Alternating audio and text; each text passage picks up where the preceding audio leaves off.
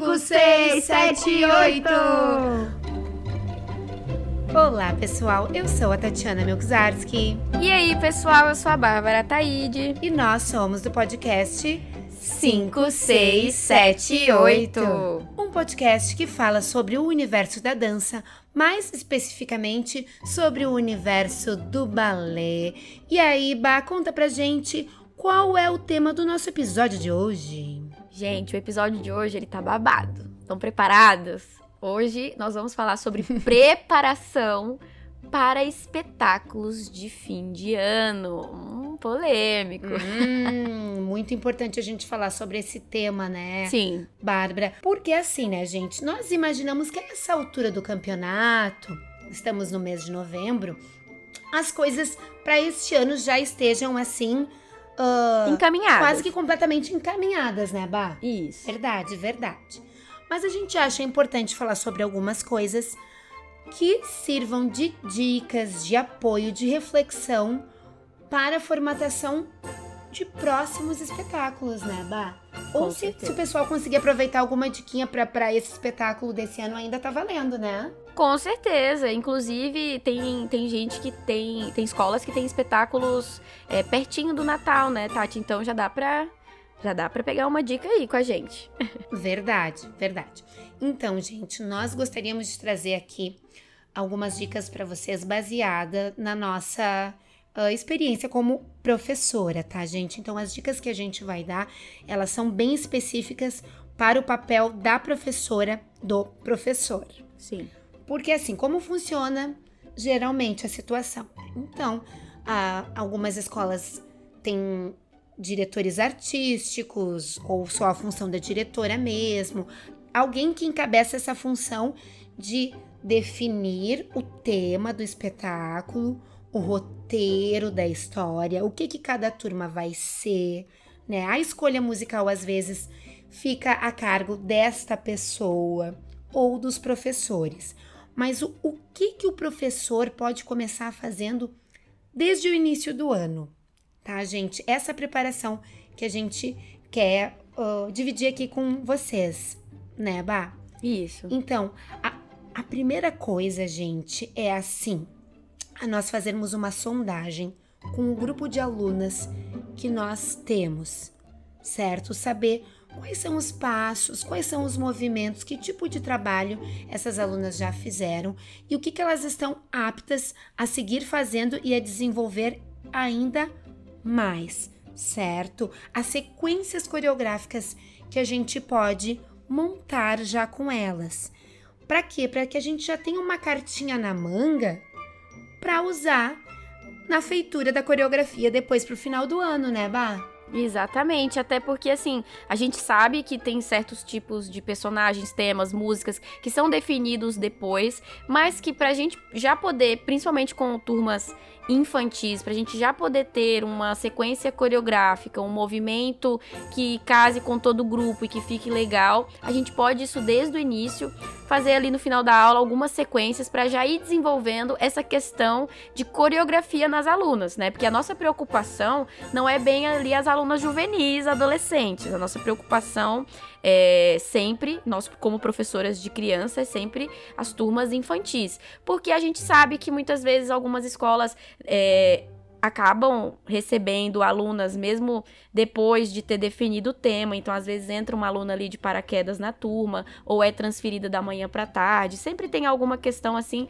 que acaba tirando um pouco do que a gente já tinha planejado. Então ter essas cartas na manga, como a Tati falou, é algo de extrema importância. Igual, por exemplo, também ver muito o calendário de aulas. Se eu tenho uma turma que é só uma vez por semana, 2 vezes por semana, quantos dias que eu vou precisar para fazer a coreografia? E depois que eu terminar a coreografia, quanto tempo que eu vou precisar para limpar esta coreografia, para que as alunas se sintam seguras, para que elas entendam, para que elas aprendam?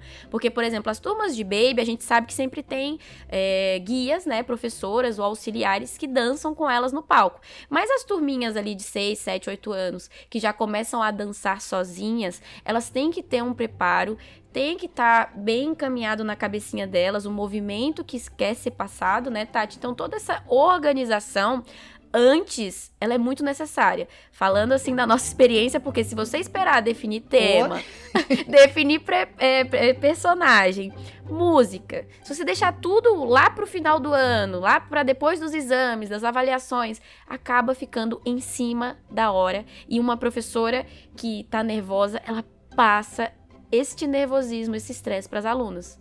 Então elas acabam não tendo uma segurança, uma maturidade, né, Tati, de receber aquele espetáculo ali com uma alegria que deveria ser, porque espetáculo de fim de ano é pra gente se divertir, né, pra gente ter uma alegria, finalizar o ano bem da escola, junto com os pais e as famílias. Então é algo que tem que ser prazeroso. Não tem condição nenhuma das crianças entrarem parecendo que estão ali obrigadas ou não gostando, não curtindo, né? Exato. Então, assim, a única forma com que a gente possa, principalmente o público, né, e as alunas, possam participar desse evento, que é o espetáculo de final de ano, com alegria, com satisfação, né, aquilo que a gente fala, aquele sentimento de dever cumprido e de celebração também, a professora precisa dessa organização prévia, tá, gente? Porque a gente sabe que, assim, tem anos como esse ano de 2023 com muitos feriados, né? E muitas, embora as escolas de balé às vezes não façam o feriado ponte, né? Que a gente chama, por exemplo, tem um feriado na quinta-feira, a escola vai abrir na sexta-feira, mas muitas alunas não vão viajar com as famílias, não vão. Exato. Então, a gente precisa contar com essa ausência já para poder estruturar. Então, quanto mais cedo a gente começar a trabalhar essas pequenas sequências coreográficas, mais limpo ficarão os movimentos e depois a gente consegue, a professora também precisa desenvolver essa habilidade de colcha de retalhos, tá? De conseguir trabalhar a união dessa sequência coreográfica que já está pronta com algo que expresse o tema que virá depois, né? Com alguma mímica, com algum gestual, se apropriar depois de alguma característica do figurino que possa ser usada para dar um colorido a mais, ou o próprio uso de algum acessório, né? Que possa dar um movimento. Por exemplo, né? Eu tenho uma turminha que elas vão ser assim, camponesas, vão ser agricultoras. Então todas elas vão entrar com a cestinha na mão, que vão ter ali alguns triguinhos. Então, eu trabalhei, além de sequências coreográficas de movimentos, passos específicos do balé, eu também usando com elas o uso dessa cestinha. Então, tem um momento que elas fazem os gestos como se estivessem colhendo os triguinhos, outros momentos como se elas estivessem semeando as sementes. Então, a gente pode ir trabalhando também durante o ano essa questão não só das sequências coreográficas, como também de um gestual específico, né? A gente trabalhar com mímicas, com gestos que depois, independente do tema, elas já vão estar acostumadas a trabalhar dessa forma, e aí a gente vai dar esse colorido, essa especificidade do tema que elas forem dançar, né, Bá? Com certeza. E até também com essa organização, a gente já aproveita o gancho para ver até o espaço coreográfico. Sabendo o tamanho do palco, do teatro, quantas alunas que vão dançar. Depois que a gente consegue definir isso, a gente com sequências ali prontas, a gente consegue ter um espaço coreográfico. Se vai fazer um círculo, se já foi testado se elas conseguem fazer uma diagonal, se elas conseguem fazer duplinhas, conseguem no sentido assim de ser crianças muito pequenas. Então a gente tem que sempre ir testando no início o que elas conseguem e o que elas não conseguem. Porque tem um outro tema também, que é muito polêmico, né, Tati, da gente falar, mas a gente tem que falar, que é a questão dos passos. Sim. Gente. Eu sou uma pessoa que eu adoro falar sobre isso, porque eu errei muito nisso quando eu comecei a dar aula. A gente sempre quer mostrar o que as alunas sabem fazer, só que a gente acaba não olhando para o grupo em si. Porque saber fazer determinadas alunas é uma coisa, o grupo inteiro fazer e aquilo ficar claro, e aquilo ficar bonito, e aquilo ficar visualmente legal pro público assistir e falar, nossa, que lindo, como elas estão iguais, como elas estão bem ensaiadas, é outra coisa diferente. Sim. Porque, por exemplo, minhas alunas estão no nível, sei lá, 2º ano. Elas sabem fazer pra deixar? Sabem. Mas todas sabem fazer um pra deixar bonito, bem feito, com a Andeor, que tá finalizando ali numa 3ª ou numa 5ª posição? Entenderam? Então, assim, às vezes o menos é mais. A gente ter esse cuidado com as alunas, com o movimento, com o nível técnico, com a idade, com a maturidade da aluna poder executar certo tipo de movimento. Isso eu aprendi assim, gente, ó, na raça, assistindo aula de outras professoras, tomando muito na cara, ó, isso não ficou legal. E às vezes a gente tem que abrir um pouco a nossa mente e ver, não, realmente, isso não ficou legal. Talvez pro próximo ano eu receba essas críticas agora pra melhorar. A gente sempre quer melhorar, a gente sempre quer dar o nosso melhor. E eu acredito muito nisso. Não sei o que você acha, Tati, mas pra mim, o menos é mais, gente. A gente vê todas as alunas lindinhas, bonitinhas. Sim. E os pais conseguirem ver a filha. É muito melhor, né? Eu concordo com a Bá, porque assim, gente, a gente precisa ter em mente o que nós estamos falando aqui. Esse episódio a gente tá falando bem específico do espetáculo de final de ano, do espetáculo da escola, que é a finalização ali do ano, é um momento de celebração, é um momento de muita expectativa por parte das famílias, que na maioria das vezes não tem um contato ali não vê sua filha dançando durante o ano. Sim. Então tem uma curiosidade, tem um investimento financeiro, né? E as próprias crianças, as próprias alunas têm uma expectativa muito grande do que elas vão mostrar, né? De como é que o público vai receber isso. Então, a professora precisa ter muito cuidado com o que ela vai apresentar. Então, o que é o bonito? O bonito é nós vermos aquela história que está sendo contada de uma forma harmoniosa. E o impacto visual que a gente tem de ver todo mundo naquele mesmo tempo, realizando aquele mesmo movimento, com aquela mesma energia, é muito mais fácil a gente chegar nesse objetivo com algo que todas as alunas dominem, certo? Aí vocês podem se perguntar, tá, mas como é que a gente faz? Não, eu tenho num grupo de 10, eu tenho 3 alunas que sabem girar uma pirueta linda. Então, vai da sensibilidade e da experiência da professora de colocar, não, então eu vou colocar essas 3 bailarinas fazendo essa pirueta e depois eu vou colocar um grupinho de 3 fazendo outra coisa, né? Sim. Que elas saibam fazer muito bem, e o grupinho de 2, e a duplinha de 2 fazendo outra coisa que elas também façam muito bem. Então, no sentido de a gente tem que valorizar as alunas, mas a gente tem que, o mesmo espaço, o mesmo tempo que a gente dedica, o mesmo foco que a gente dedica para um grupo de alunas, tem que dedicar para as outras, porque ali são todas iguais.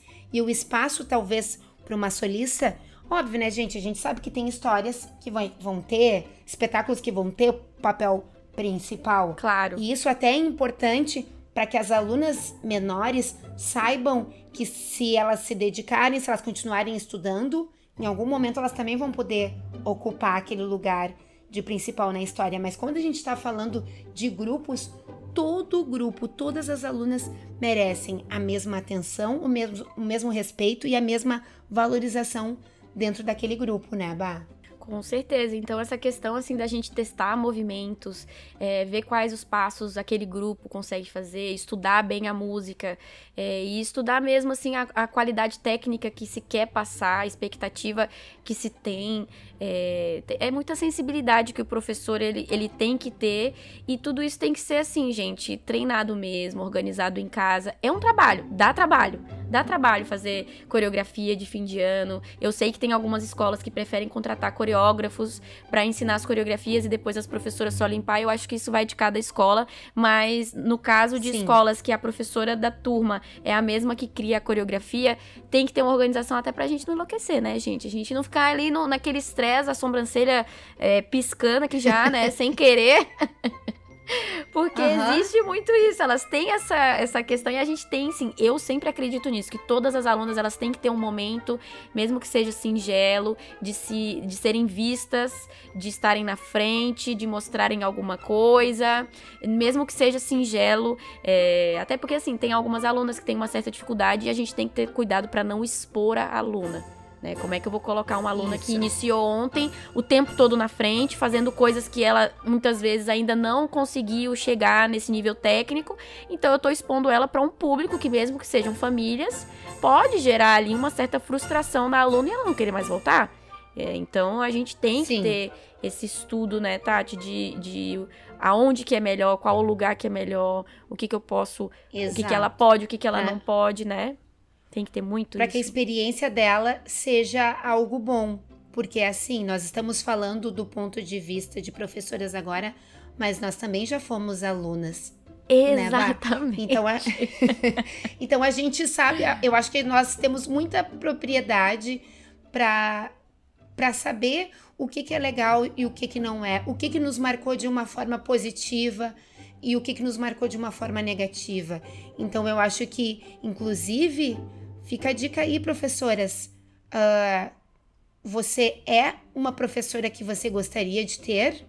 Exatamente. Você gostaria de passar pelas suas próprias mãos? Exatamente. E não só com crianças, né, Tati? As alunas juvenis, as adultas iniciantes, as alunas que de 60 a mais, que tem muitas que dançam no espetáculo. Tem algumas que preferem não dançar, mas eu acredito que a maioria que está nas aulas querem mostrar, né, para as famílias o trabalho. Então, essa sensibilidade, ela tem que ter. Ela tem que ser vista. Até o cuidado com a roupa, se é uma roupa, um personagem, como é que eu vou criar esse personagem para uma aluna pequena, para uma aluna juvenil, para uma aluna adolescente, para um adulto, até para a linha do movimento casar com o personagem, né, Tati? Essa questão também da roupa, se é uma criança, vamos deixar a roupa mais fofinha, uma roupa mais de princesa, ou se não pode ser de princesa, porque é uma outra modalidade, não sei, jazz, vamos ver uma roupa que seja legal, que vai ajudar ela no movimento, ou se é para uma adulta, vamos pensar numa roupa que vai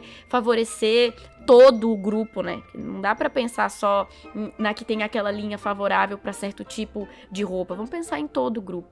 Então, todas essas questões têm que ser vistas. E eu acho que vista também com todo o grupo da escola, né, Tati? Todos os professores, todas as cabeças pensam melhor que uma, né? É verdade. E é bem importante, então, o quanto mais os professores puderem participar, por exemplo, de outras áreas que não sejam só a coreografia, porque a gente saber como é que vai ser o figurino, talvez a gente poder opinar, né, em como ele vai ser feito. Isso ajuda muito, porque a gente vai poder explorar um movimento melhor e talvez até essa questão de como essa aluna vai se sentir usando aquela roupa, o professor é a pessoa mais indicada, eu acho, né? Tendo sensibilidade para saber o que despertaria uma alegria maior em se expor usando aquela roupa, ou não, né? Então é bem importante a gente estar sempre conversando com os outros profissionais na medida do possível, né? Porque a gente tem que considerar todos os panoramas, né? É a gente verdade. Tem que considerar que às vezes, né? Cada caso é um caso. Realmente, cada caso é um caso. Tem escolas que os professores participam de todas a criação, por conta que existe esse sentimento de coletividade. Tem escolas, às vezes, menores que a professora vai fazer tudo, né, Bá? A gente sabe. Verdade. Eu sei. Então, eu bem sei. né? Exato. Tem escolas grandes que não, que cada um vai trabalhar dentro da sua área e lida com isso da melhor forma possível.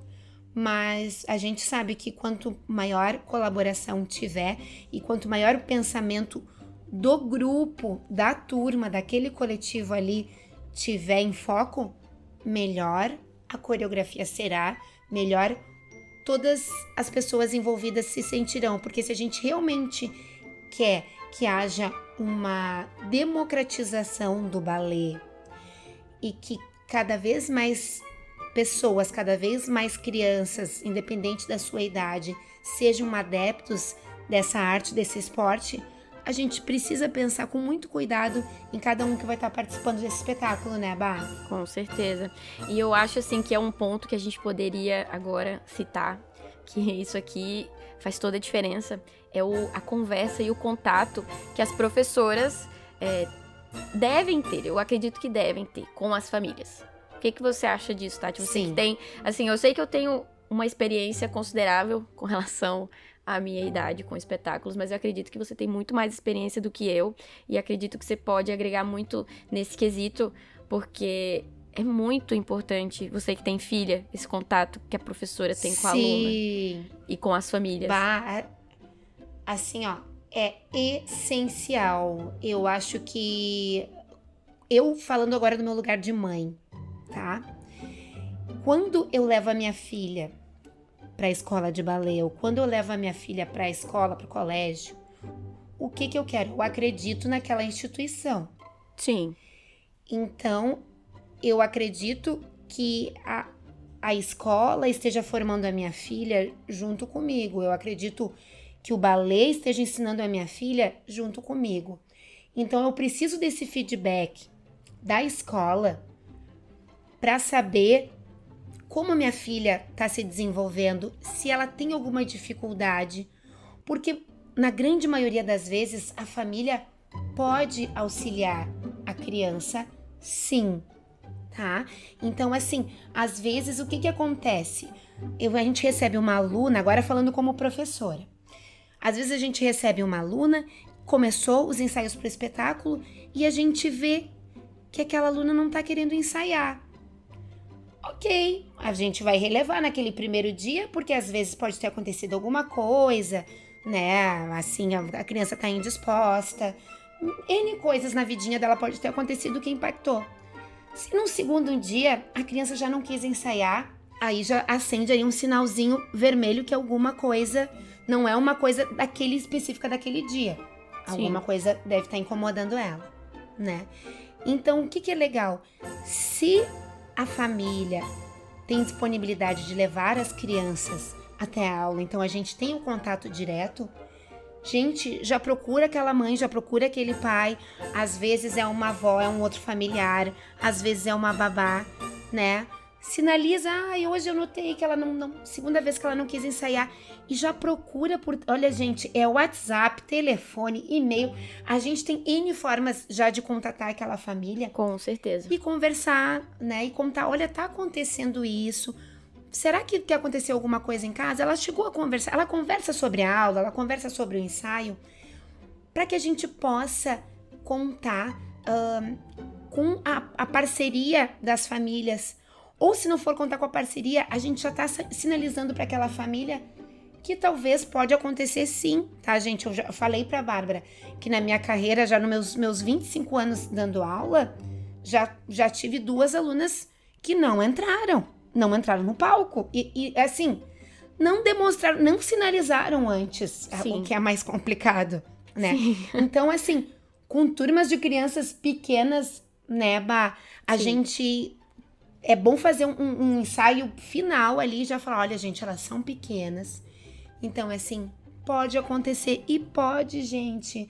Olha, alunas de baby e futebol é uma caixinha de surpresas. Tudo pode acontecer, né, Bá? Tudo pode acontecer e a gente precisa saber também a expectativa que aquelas famílias têm sobre o espetáculo, sobre a aluna. A gente tem que estar sempre em contato porque é importante a gente saber o que o pai quer, o que a mãe quer, o que a aluna quer. Se é uma aluna de primeira viagem, e primeira viagem eu digo assim, é o primeiro espetáculo dela, ela nunca teve contato nem na escola com espetáculo, ela é tímida, ela não é. Então isso é muito interessante a gente estar sempre casado, vamos dizer assim, com as nossas ideias e com as ideias das famílias para aquela aluna. A gente explicar, olha, é a primeira vez, ela pode ser que ela não entre, ou se é uma aluna que tá super madura, que você percebe, sempre dá esse feedback, eu acho muito importante. Eu também gosto muito de estar no WhatsApp, porque às vezes Hoje em dia tem mães que não conseguem, ou pais que não conseguem estar sempre ali presente, né, Tati? Tem gente que trabalha o dia inteiro. Sim. E é super compreensível.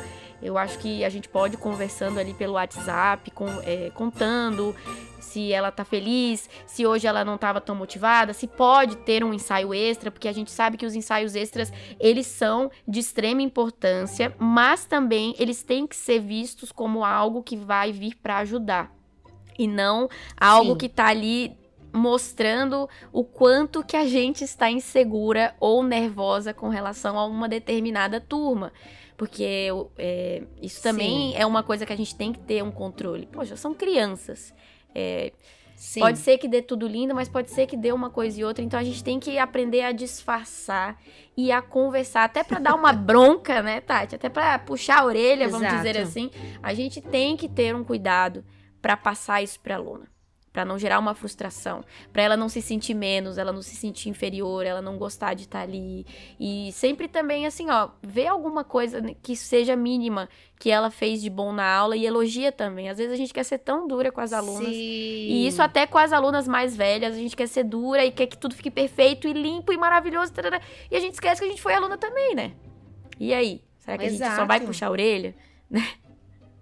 E também, né, a gente precisa ter a humildade de saber que às vezes sim, às vezes a gente vai dar o puxão de orelha, né, verbal, óbvio, assim a gente espera, né, Bá? Certeza. E se aquela aluna talvez se entristecer, se ofender, às vezes a gente também precisa ter humildade de falar assim, olha, realmente a prof se exaltou, porque óbvio, né, gente? Às vezes a gente sabe que a gente quer, como a Bá falou, a gente quer dar o melhor.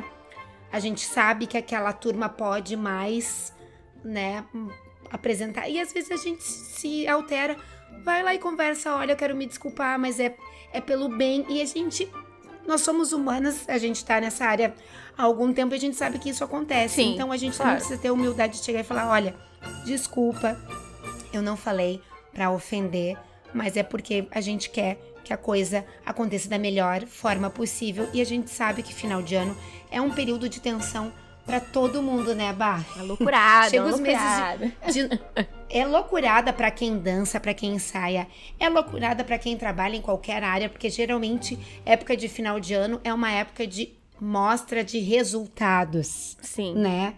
E não só de processos.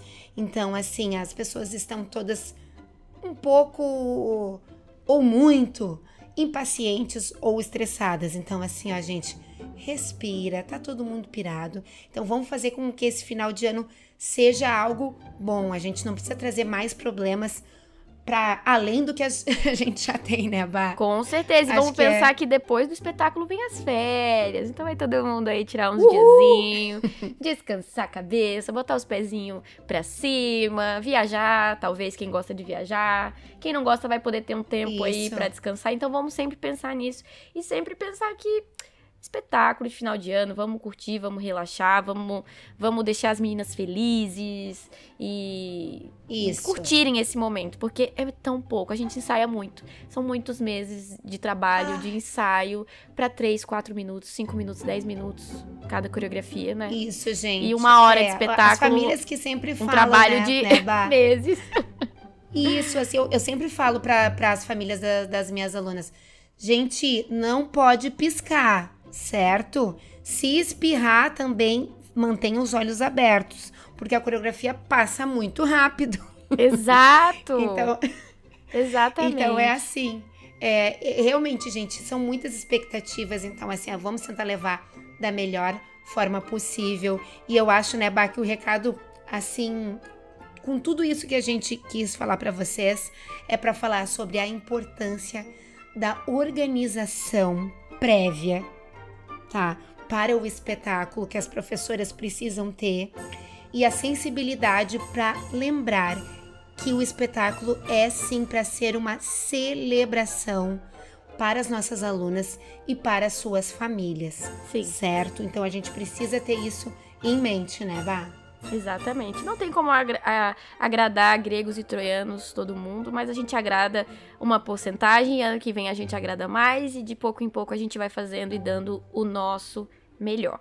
né? Porque trabalhar com o público é isso, gente. É a gente sempre dar o nosso melhor e a cada ano ir melhorando cada vez mais. Eu não consigo olhar pra trás e não ver um defeito e depois perceber que não, mas isso aqui eu já melhorei, mas isso aqui eu posso melhorar, porque a gente sempre tem algo que pode melhorar e fazer da melhor forma, né, Tati? É verdade.